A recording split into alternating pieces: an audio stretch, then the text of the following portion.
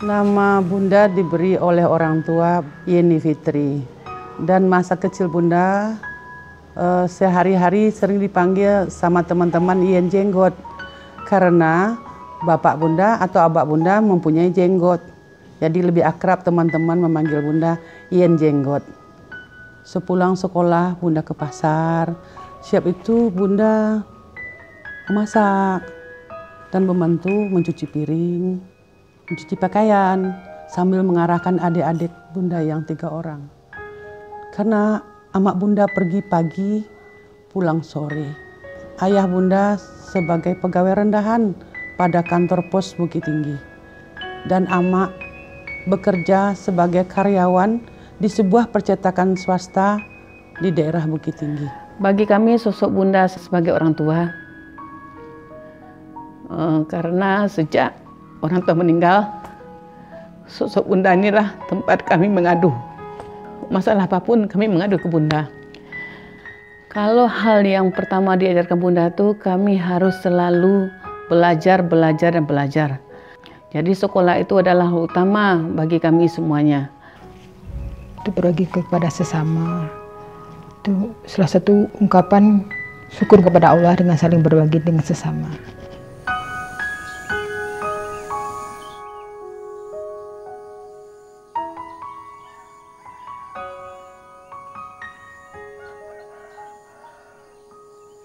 Aten. Iko ba, formulir pendaftaran masuk SMA ba. Giko yen. Serancanya yen masuk SPK. Tamat sekolah yen langsung bisa karajo. Kalau masuk SMA jauh kejarannya lain. Lagian awak orang bansai. Ba kira-kira dien. Iya ba, ada ba. Dan Bunda berkeinginan waktu itu masuk SMA supaya nanti Bunda bisa melanjutkan ke Poluan. Jadi karena patuh dan sayang sama abak dan amak yang telah menyampaikan niatnya untuk Bunda dan sayang sama adik-adik, makanya Bunda ikuti keinginan untuk masuk SPK tersebut. Surat-suratnya udah disiapkan sama abak Bunda. Kelengkapan persyaratan sudah selesai semua dan Bunda tinggal mendaftar pada masa itu. Setelah mendaftar dengan mengikuti peraturan-peraturan yang ada dari seleksi ujian, keluar nomor, setelah itu tes kesehatan, dan terakhir tes wawancara.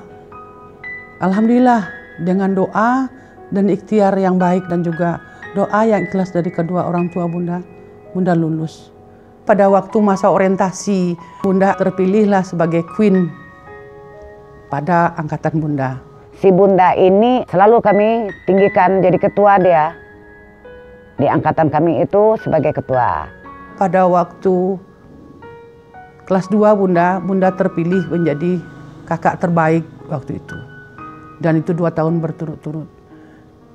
Dari angkatan Bunda yang lulus waktu itu 87 orang dan tahun 87 juga, Bunda mewakili teman-teman Bunda untuk menyampaikan kata sambutan dari teman-teman untuk jadi apa kami ke depan setelah tamat perawat.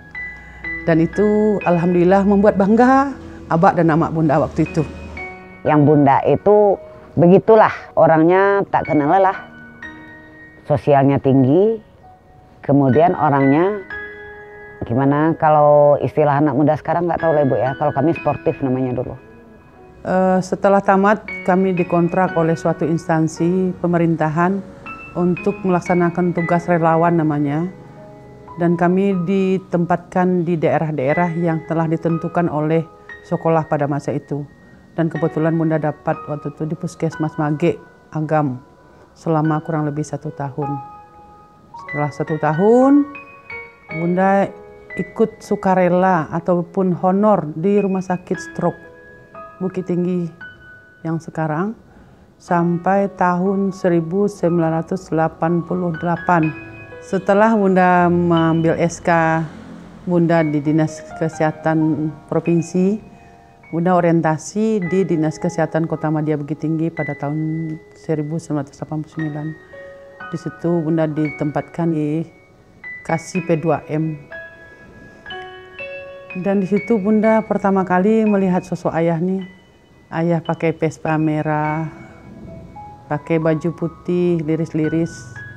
Siap tuh pakai jaket hitam, pakai kacamata hitam, sepatu hitam. Celana hitamnya agak cubrai. Ayahnya orangnya hitam. Jadi Bunda nengok pertama kali kesan ayah tuh, aduh kok aneh sekali kayaknya orang ini. Itu kesan Bunda pertama. Rupanya Bunda tidak tahu bahwasanya ayah ini adalah keponakan dari kasih dari P2M tersebut. Sampai Bunda kurang lebih 1 bulan dinas di Puskesmas Mandiangin, kebetulan si ayah di situ sebagai KTU. Jadi Bunda nanya waktu itu, Bang, kalau minta izin dinas ke Padang gimana Bang? Ngambil surat LPJ. Kapan mau ngambil, kata si Dain ini.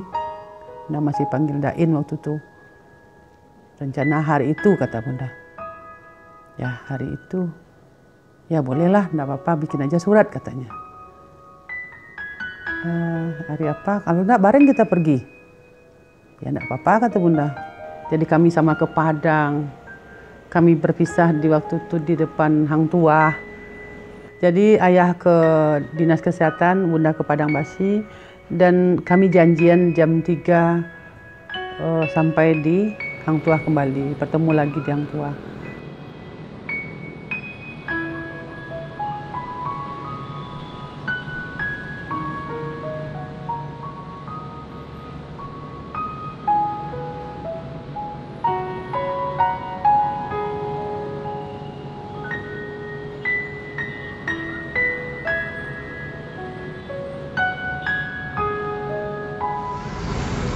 Siatian, pacarian tuh. Nggak, Ambo nggak punya pacar. Ambo kawan samo sadonyo, tidak ada yang istimewa. Sampailah kami kembali lagi ke Bukit Tinggi. Dengan si Dain tersebut biasa-biasa aja. Cuman dia mulai mendekatkan diri. Tapi kami dekat hubungan tanpa dikatakan pacaran. Jadi teman-teman yang di puskesmas tidak ada yang tahu kami itu dekat, tapi tidak pacaran. Tapi kami saling bercerita dan segala macam. Ayah tuh laki-laki yang gigih dan dia punya kemauan dan keinginan untuk mendekati keluarga Bunda. Dan beliau sangat bisa mengambil perhatian abak Bunda waktu itu. Ayah Bunda punya konsep atau visi dalam rumah tangga. Yang pertama tentu ingin merubah nasib keluarga, berharap lebih baik. Yang kedua, kami berharap sama ayah, mudah-mudahan kami dikasih Allah keturunan yang soleh atau solehah. Yang ketiga, kami ingin sekali punya pondok atau rumah yang bisa kami tempati bersama anak cucu kami kelak. Dan selanjutnya tentu ingin menciptakan keluarga yang samawa. Sekitar 1 tahun setelah pernikahan, Bunda dikasih Allah rezeki lahir anak pertama Bunda, seorang perempuan. Sekitar berumur 8 bulan, Bunda dapat dinas di Puskesmas Pembantu Pintu Kabun. Alangkah bahagianya kami waktu itu, dikasih fasilitas oleh pemerintah untuk menempati sebuah rumah sekaligus bisa dinas di sampingnya. Jadi setelah Bunda menempati rumah dinas tersebut, di samping kerja Bunda sebagai petugas kesehatan, Bunda bisa mengasuh anak dan memenuhi kewajiban Bunda sebagai ibu rumah tangga. Sebenarnya kalau gaji Bunda dengan ayah, kalau untuk masa itu mungkin udah cukup untuk makan, untuk sedikit menabung. Tapi karena kembali lagi keinginan dan visi misi Bunda dengan ayah tadi, untuk kehidupan ke depan lebih baik, ingin punya rumah, ingin punya kendaraan, atau mungkin ingin menyekolahkan anak ke sekolah yang lebih tinggi dari kita, makanya kami mencari usaha tambahan. Ayah memanfaatkan lahan yang ada di belakang puskesmas dan rumah. Ayah berternak puyuh dan menghasilkan telur perharinya sekian, itu kami jual. Dan juga Bunda selain mengasuh anak, dinas di Puskesmas Pembantu. Kalau teman-teman seumuran Bunda waktu itu semasa Bunda, kalau ada anaknya ulang tahun, kalau ada dia mau pesta, Dia pesan kue sama bunda, pesan kebutuhan, pesan kue ulang tahun. Kami bisa menyimpan duit sedikit demi sedikit. Dan simpanan itu kami belikan ke barang. Baru pertama kalinya bunda memakai gelang emas. Waktu itu masih emas berwarna kuning. Ayah ditawarkan orang untuk membeli satu lahan tanah yang berada di kubu Bukit Ambajang. Dengan harga tanah kurang lebih waktu itu sekitar 3 juta rupiah. Ayah bertanya sama bunda, "Bun, ada orang yang menawarkan tanah, tapi kita tidak punya apa-apa. Yang ada cuma perhiasan bunda lah gitu. Apakah kira-kira mau kita beli tanahnya atau gimana?" Akhirnya bunda ikhlaskan untuk menjual barang tersebut. Yen, dah, apa Yen? Ya dah, Yen, kabarnya Yen? Sehat dah. Apa bisa ada bantu Yen? Kok adunan ka bajua sagede dah. Apa baju warna perlu berarti dia? Iya dah. Jadi.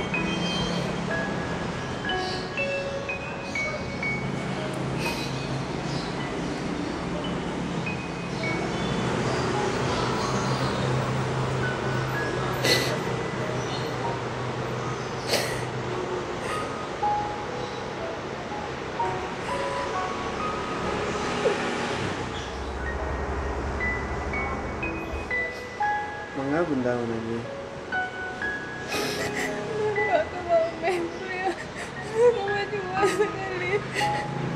Kalau jawab Om Suarlis waktu itu, kenapa harus menangis? Ini kan untuk masa depan Ananda. Dijual, mudah-mudahan kita berdoa sama Allah cepat dapat gantinya. Itulah kira-kira nasihat Om Suarlis waktu itu sama bunda. Bunda bawalah uang untuk pulang sama ayah. Sampai di rumah bunda masih menangis. Sampai ayah bilang, menyesal bunda menjual barang, menjual emasnya. Enggak ya, tapi kenapa masih menangis? Katanya. Enggak, bunda berdoa sama Tuhan ya. Semoga suatu saat nanti bunda akan diberi ganti sama Tuhan ya. Akhirnya bunda bisa mendapatkan tanah untuk perumahan bunda dan anak-anak. Untuk meningkatkan taraf kehidupan kita yang lebih baik dan untuk meningkatkan mutu pelayanan kita kepada masyarakat. Untuk tenaga yang lebih profesional. Makanya kami waktu itu sama ayah lebih meningkatkan lagi pendidikan kita semampu kita. Akhirnya bunda melanjutkan pendidikan bunda ke D3 Kebidanan. Berawal dari bunda menjalani kuliah D3 Kebidanan di Depkes Bukit Tinggi, kami dapat tausiah dari guru agama kami waktu itu, Bapak Haji Usmar Marlen. Dia menyampaikan, saya melihat ada seorang ibu tua, dari wajahnya terpancar ibu ini susah. Saya akhirnya penasaran, kenapa ini ibu ini bisa pergi haji? Bu, boleh ibu ceritakan bagaimana ibu bisa pergi haji? Saya nabunglah sedikit-sedikit sejak umur 15 tahun. Kemudian suami saya meninggal ketika anak-anak saya masih kecil. Dengan menghidupi anak, dengan berkuli, nerima upah, membersihkan sawah, ladang orang, sawah macam macam. Tapi saya tetap menabung, setiap menerima upah saya sisihkan sedikit, saya sisihkan sedikit. Dapat beli emas saya simpan, dapat beli emas saya simpan. Akhirnya kemarin ini kata beliau, ibu coba melihat emas simpanan ibu itu. Yang ada setengah emas, ada yang seperempat, ada yang 1 emas katanya. Ibu hitung-hitung, tanya harga emas di pasar, ternyata berapa pergi haji, cukup rasanya. Makanya ibu jual semuanya, ibu store pergi haji, dan ibu mau berangkat sekarang katanya. Setelah mendengar cerita Bapak Usmar Marlen tersebut, ada rasa beban yang mengganjal di hati bunda. Tersentuh hati bunda untuk menjalankan ibadah haji. Setelah bunda mendaftar haji, ayah mengantar bunda ke bank tersebut. Jadi saking bahagianya bunda sampai lupa apa yang disarankan oleh CS bank tersebut. Setelah seminggu berikutnya baru ayah mengingatkan bunda, apa bunda tidak mendaftar ke KDPA? Baru bunda ingat dan langsung berfoto. Setelah foto selesai yang diminta oleh dipesankan oleh orang bank tersebut, bunda diantar ayah pergi ke KDPA. Wak datang menyerahkan bukti setoran haji Wak, Pak. Oh Bu ya.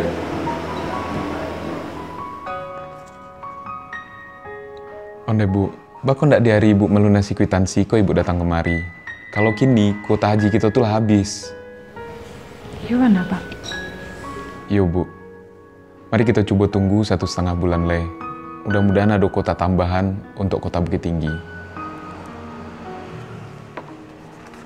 Sabar ya Bu. Sabar Bun. Buat tunggu 1,5 bulan lagi. Mudah-mudahan ada rezeki Bunda untuk berangkat.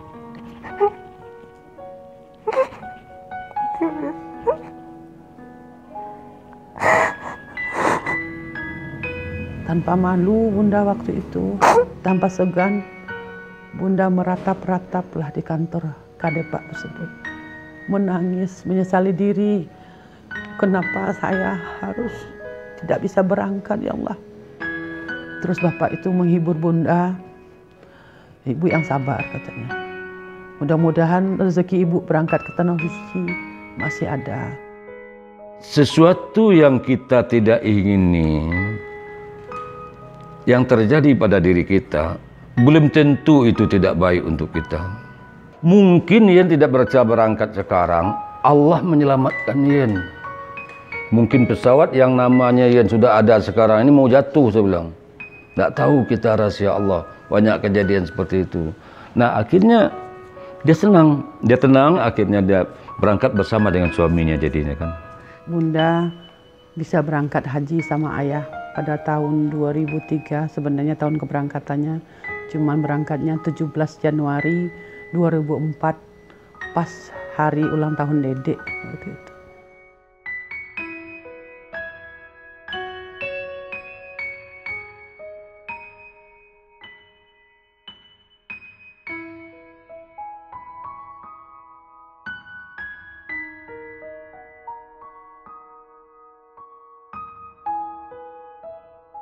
Bunda kembali lagi ke tanah air setelah menjalankan ibadah haji. Pas ketemu anak yang sudah 40 hari tidak ketemu. Akhirnya Bunda punya keinginan dengan niat terucap karena Allah, melepas gelang tanda haji Bunda dan memasangkannya kepada Ami. Dan membuka tas paspor Bunda juga Bunda kalungkan kepada Ami. Dan begitu juga ayah mengikuti. Ayah buka gelang ayah pasangkan sama Dedek, dan membuka tas haji ayah, tas paspor ayah dipasangkan juga sama Dedek.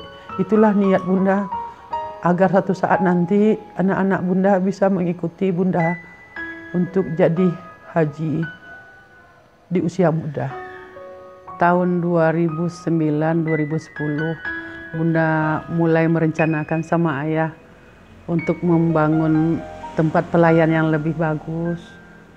Bunda dapat musibah, ditipu oleh seseorang yang katanya sebagai arsitek dan entah apalah. Karena Bunda sama ayah belum punya pengalaman untuk membangun hal-hal seperti itu, kami serahkan. Akhirnya Bunda ditipu, tapi setelah kenyataan seperti itu sempat Bunda terpuruk, shock. Dan ayah berusaha untuk membangkitkan keyakinan Bunda bahwa saat ini adalah segala sesuatu kerikil-kerikil kecil yang menyandung kita untuk menjadi sukses. Itu salah satu pesan ayah. Mari kita bangkit Bun, mari kita bangkit. Mungkin masih ada sisa harapan kita, asal kita berusaha, dan suatu saat pasti Allah akan memberi kita rezeki yang lebih. Bunda itu adalah sosok yang dominan sebenarnya kalau di dalam keluarga. Jadi dalam hal sosok yang dominan ini tadi, Bunda tetap menghargai ayah sebagai imam di dalam rumah. Bunda itu adalah sosok yang benar-benar bisa dipanutan lah istilahnya. Sosok yang benar-benar berwibawa, terus yang benar-benar bekerja keras. Bunda tuh sosok yang membimbing anaknya, bukan cuma mengajarkan tapi dia membimbing anaknya. Supaya ya benar-benar jadi orang lah istilahnya, untuk jadi orang yang benar-benar nggak mau anaknya susah, nggak mau anaknya kalah dari bundanya sendiri. Kalau untuk anak-anaknya, Bunda selalu menekankan hal, selalu pesan kayak gini, kalian nggak boleh sombong. Jadi dalam satu kalimat itu kita bisa mengambil beberapa makna. Yang pertama, yang pastinya kita nggak boleh sombong. Yang kedua, kita harus ingat orang lain, baik itu kita dalam keadaan senang maupun susah. Jadi Bunda selalu mengajarkan berbagi kepada sesama, baik itu dalam keadaan kita lagi senang maupun kita lagi susah. Karena dalam harta yang kita punya, dalam penghasilan yang kita dapatkan, ada sedikit hak orang lain yang harus kita keluarkan. Bunda selalu bilang jujur pertama. Segala sesuatu tuh harus jujur. Gimana pun hidup di dunia tuh harus jujur. Nggak perlu pintar, yang penting kita jujur. Orang pasti akan menghargai kejujuran, gitu Bunda. Kemudian kerja keras, selalu berbagi. Ingat sama orang yang ada di sekitar kita. Jangan cuma makan sendiri aja gitu. Jangan cuma cari untung sendiri. Saling berbagi pastinya kan. Kerja keras. Itu sih. Hal yang selalu ditekankan Bunda kepada Raka yaitu yang pertama selalu mandiri, jangan cengeng, selalu membantu orang lain, selalu berbagi kepada orang yang membutuhkan.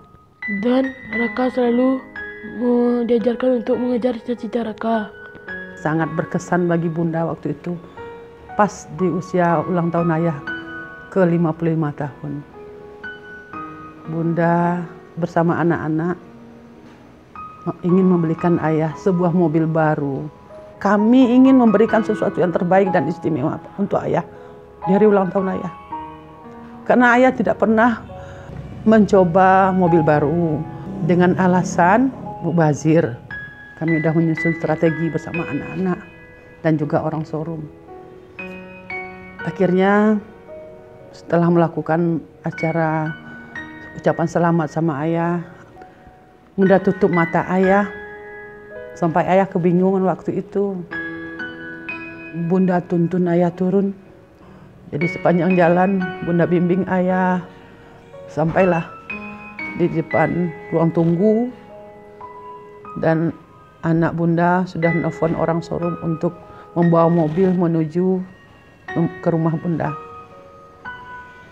Nah, disitulah Bunda bimbing ayah berdiri di depan pintu rumah sambil ayah masih menutup mata. Akhirnya setelah mobil pas di depan ayah, Bunda bilang sama ayah, ayah harus kuat, ayah harus bersyukur sama Allah. Itu tanda sayang kami sama ayah. Tapi jangan ayah kaget. Ayah harus siap ya, ayah. Semangat ya, ayah, kata Bunda.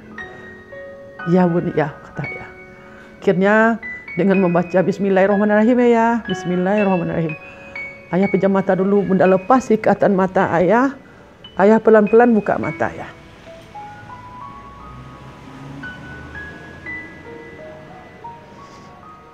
Masih terbayang sama Bunda bagaimana ekspresi ayah kala itu. Ayah dengan menangis, nutup mata. Dia berasa syukur sama Allah. Dia tidak pernah membayangkan mendapat yang sangat spesial ini dari istri dan anaknya. Ayah peluk Bunda. Ayah peluk anak-anak.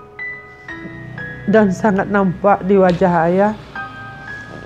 Ayah begitu haru dan begitu bahagia. 3 bulan menjelang ayah pergi meninggalkan kami.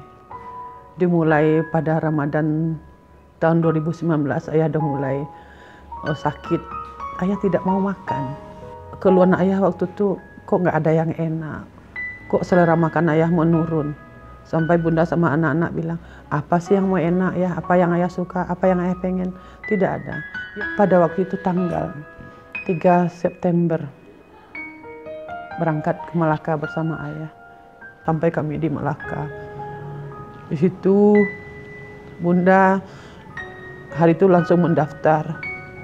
Ayah cek darah karena kami membooking tiket cuma 3 hari PP.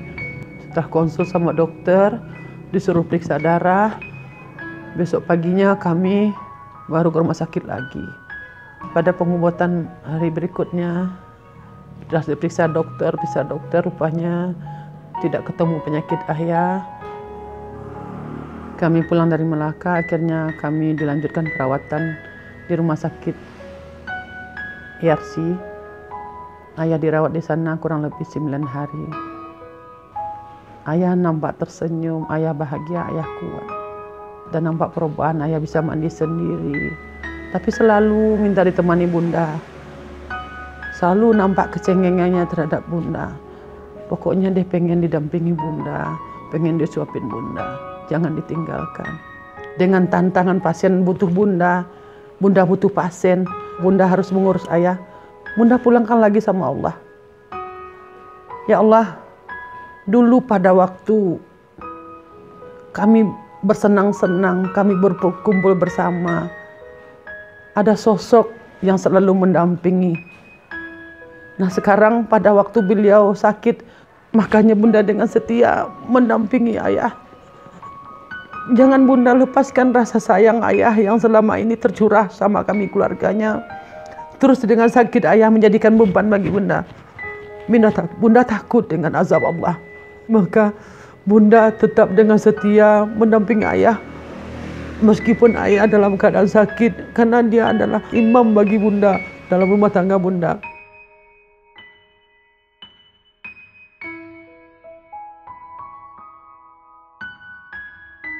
Waktu itu menunjukkan pukul 7:30 pagi, ayah bangunkan bunda, ayah pengen mandi. Iyalah ayah, kata bunda, udah siapkan alat mandi ayah. Tapi ayah enggak berangsur dari tempat tidur, malah duduk di samping tempat tidur. Setelah itu bunda duduk di samping ayah. Ya, bunda minta maaf ayah.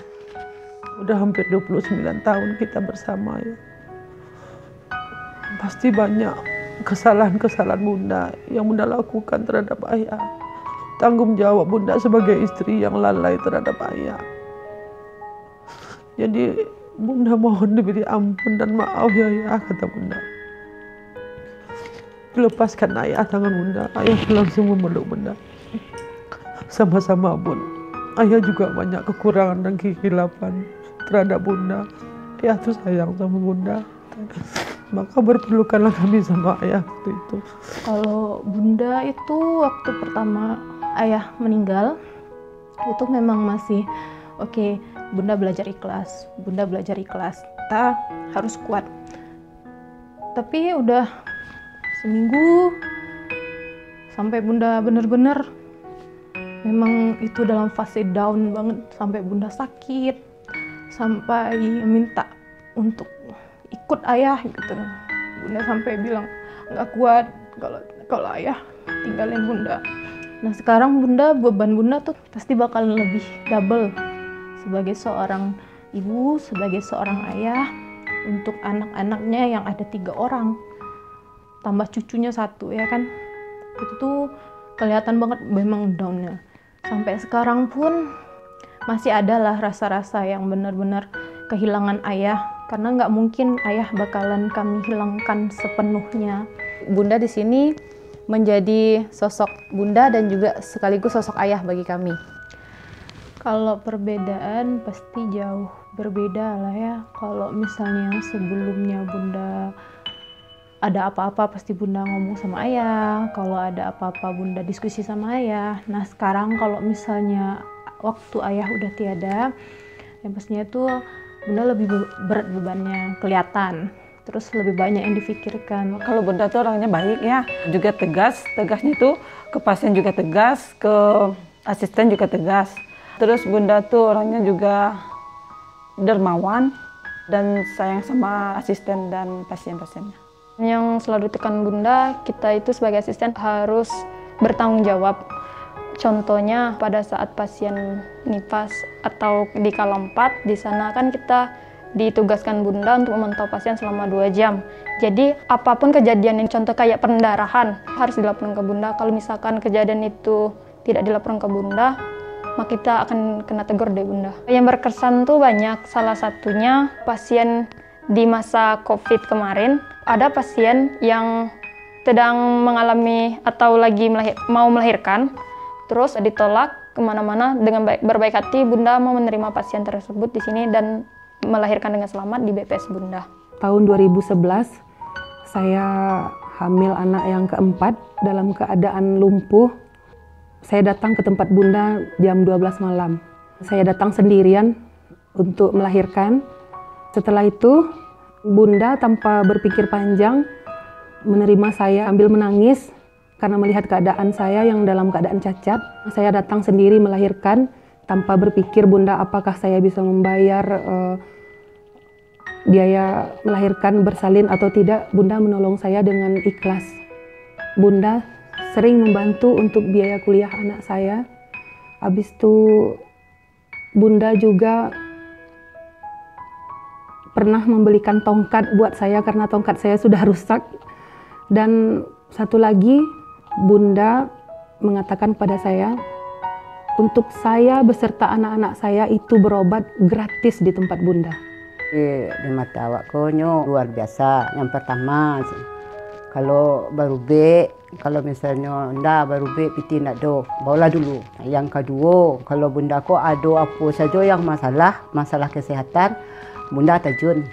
Pokoknya lah untuk kesehatan masyarakat lah, untuk mengenal kesehatan, Bunda jempol dia awak. Menolong orang baranak soal piti-kapitinya nomor 2 tu. Sosok Bunda di mata ibu, dia teman yang paling banyak disukai orang. Dia rendah hati, suka menolong. Pesan Bunda sama ayah itu kesan yang menyuruh saya sholat. Sholat harus hidup jujur.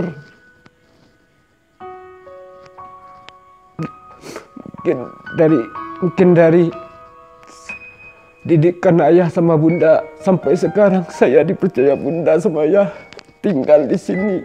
Bunda di mata saya sendiri seorang yang dermawan, mau berbagi maupun dalam gembira apapun duka, beliau suka berbagi lah begitu. Beliau setiap lebaran kan membagi parsel, membagi-bagi bagi anak-anak yatim maupun anak-anak kaum duafa, fakir miskin gitu.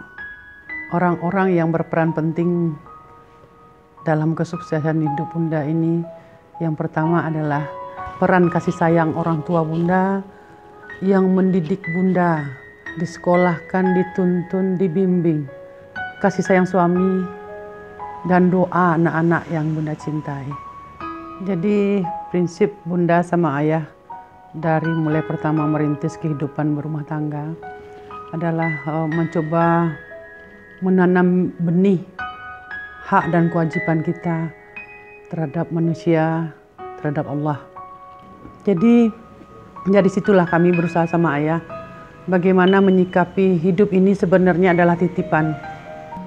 Jadi dari situ Bunda berikhtiar sama ayah untuk menyerahkan ini sama Allah agar setiap rezeki yang kita dapat ini adalah sebagian hak orang-orang yang butuh, termasuk anak yatim, fakir miskin, orang-orang terlantar.